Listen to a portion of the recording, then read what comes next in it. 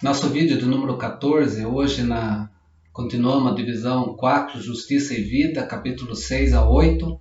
Hoje nosso alvo é o capítulo 7, do verso 7 ao 25. Se você quiser dar uma parada e ler esses versos e depois nós continuamos, onde vai falar sobre a lei sem força por causa da carne. Nós iniciamos então este vídeo aula com algumas indagações. Como é que Paulo pode falar da escravidão da lei no capítulo 7, verso 5 e verso 6? A lei não era o orgulho de Israel? Ela não veio diretamente de Deus para a vida do seu povo? Portanto, é a lei pecado? Capítulo 7, verso 7? A resposta a essas indagações é a preocupação que Paulo agora tem. No capítulo 7, então, do verso 7 até o verso 26, é a mesma preocupação que Paulo tem quando ele escreve em Gálatas, capítulo 3, verso 21. A primeira coisa que devemos verificar, então, a respeito desse capítulo, nesses versos, é a identidade daquele que está falando o eu da passagem. É Paulo falando de si mesmo, ou esse eu é um homem que não está unido em Cristo. Paulo traz esse exemplo nesses versículos. O eu que fala aqui no tempo passado, do verso 7 até o verso 13, e no tempo presente, do verso 14 ao verso 25. O homem é o homem que está debaixo da lei. É o eu carnal, o eu sem o Espírito Santo, na ação da vida dessa pessoa, que está o quê? Vencido na escravidão do pecado, ele é desventurado, ele está fora de Cristo. É esse eu que Paulo está falando, é esse homem que esses versos estão retratando. E esse homem ele vai contrastar-se com o homem em Cristo. E esse homem em Cristo que está debaixo da graça, que está morto para o pecado, que está vivo para com Deus e que vive na ação do Espírito Santo sobre sua vida. Levando em conta, então, o estilo dramático desse texto, nós podemos compreender como Paulo estava descrevendo o homem fora de Cristo. Então fica para nós uma questão: e como que a lei funciona na vida deste homem fora de Cristo? Aqui então voltamos para o ponto de partida desse trecho. É a lei pecado? Essa é a pergunta que esse texto nos leva.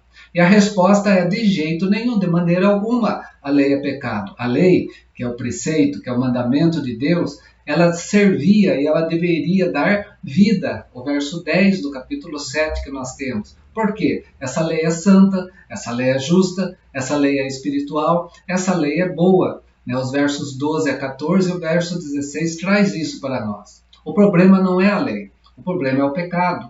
E pecado aqui é a carne mesmo, a pessoa que vive tão somente a sua própria vontade carnal.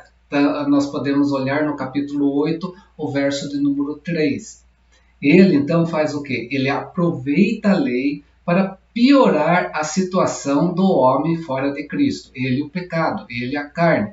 Ele vai aproveitar da lei para piorar a situação desse homem fora de Cristo. A lei aqui então vai fazer o quê? Ela vai despertar o pecado, vai mostrar, ela vai denunciar o pecado por meio dela própria, por meio da lei. Assim então, pela lei, a situação do homem fora de Cristo piora, não melhora. Por meio da lei que é santa e que o pecado vem sobre a vida desse homem e engana-se esse homem, verso de número 11 do capítulo 7, o pecado faz então com que o homem deseje aquilo que a lei proíbe. É isso que Paulo vem retratar isso para nós aqui. O pecado apresenta a lei como se fosse o fim da liberdade. Fazendo o quê? Prometendo a vida por meio da transgressão da lei. Então, o que podemos ver aqui em Paulo, que o pecado aproveita a lei para levar o homem à morte. Verso 11 do capítulo 7. A lei é santa, nós sabemos disso, as escrituras tratam isso e Paulo está mostrando isso. Mas o pecado deturpa essa lei que é santa. Mesmo assim, então, o quê? A lei serve para o propósito soberano de Deus. O pecado, para revelar-se como pecado por meio de uma coisa boa, que é a lei, ele causou a morte, a fim de que, pelo mandamento que mostrasse sobremaneiramente maligno, verso de número 13 do capítulo 7. Então, o homem, debaixo da lei, não está livre, mas está sujeito a um poder maior do que ele. Assim, ele faz o que vai detestar. Aquilo que nós vemos ali na história de Caim e Abel, quando Caim mata Abel, ele vai sair errante pelo caminho, porque ele transgride a lei. E ele, de forma carnal, faz aquilo. E a lei, então, vai direcionar a sua vida, sim, mas denunciando o pecado que estava sobre ele. É a conversa que Deus vem ter com ele. Por quê? Porque esse homem, então, debaixo dessa lei, ele não está livre, ele está sujeito a um poder maior do que ele. Ele vai fazer o que detesta? Sim. Sem poder fazer o que quer? Sim. Por quê? Porque ele está morto debaixo da condenação. Capítulo 7, verso 24, e também junto com o verso 14. Paulo apresenta então a cena em termos de uma desarmonia, uma guerra que está dentro do homem. O verso 23. O homem exterior, corpo, carne e membros, luta contra esse homem interior, que é o eu, é a mente e é a vontade. Nesse caso, então, o homem todo está sujeito à escravidão do pecado. O capítulo 7, verso 14, verso 23 e 24, onde a corrupção procede do homem exterior para o homem interior. Ao contrário do que Paulo trouxe no capítulo 1, verso 18 a 32, sobre aquele homem ímpio. Aqui está falando desse homem carnal, que está sujeito a esse pecado. O pecado apresenta-se aqui como se fosse uma pessoa diante da qual o homem é vítima. O pecado é maior que o indivíduo. É o mundo, um século de rebelião contra Deus. Mas ele habita no homem, verso 17. O que Paulo trata aqui, então, em breves palavras, é isso. Sobre o pecado, o poder do pecado que vai escravizar esse homem carnal, de tal forma que ele em si mesmo não tem jeito, não tem esperança, está sozinho. Nisso, Paulo, olhando para esse homem, ele fala: desventurado homem que sou. Não é Paulo falando de si próprio, é Paulo falando desse homem, então, que está fora de Cristo, desse homem que é carnal. Verso 24. Por quê? Porque esse homem, eu, dentro dele o pecado é tão poderoso que ele não pode ser vencido pelo próprio eu, pelo próprio homem. Para vencer o pecado, então, tem que fazer o quê? Deve aparecer um outro mais poderoso do que o eu. É isso que Gálatas 2, verso 20 traz para nós.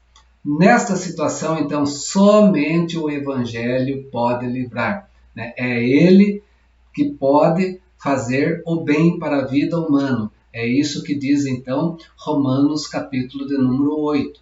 Nós vamos continuar no próximo vídeo, o vídeo de número 15, falando sobre isso. A vida no Espírito e a certeza daqueles que são filhos de Deus, que é Romanos capítulo 8. Então é importante nós entendermos aqui, então, nessa lição, é que Paulo está falando de um eu carnal fora de Cristo. Ele não está falando de si próprio. Ele está falando daquele homem desventurado, daquele homem sem Cristo, que a lei vem sobre ele e deixa mais patente o pecado sobre sua vida. Mas ele prefere viver no pecado, ok? Então, semana que vem, então, ou no próximo vídeo, desculpe, nós vamos falar então sobre a situação desse homem, que somente o Evangelho pode livrar ele dessa situação. E Evangelho, lembrando aqui que é próprio Cristo, as boas novas da salvação que nós temos em Cristo Jesus. Então, essa vida no Espírito, que traz a certeza de que nós saímos dessa esfera pecaminosa para nos tornarmos filhos de Deus. Até lá, forte abraço e que nós possamos continuar compreendendo esse livro que é rico para nós entendermos essa tão grande salvação, nessa fé que nós vivemos, nessa fé salvadora de Cristo Jesus colocado em nossas vidas. Que Deus assim te abençoe.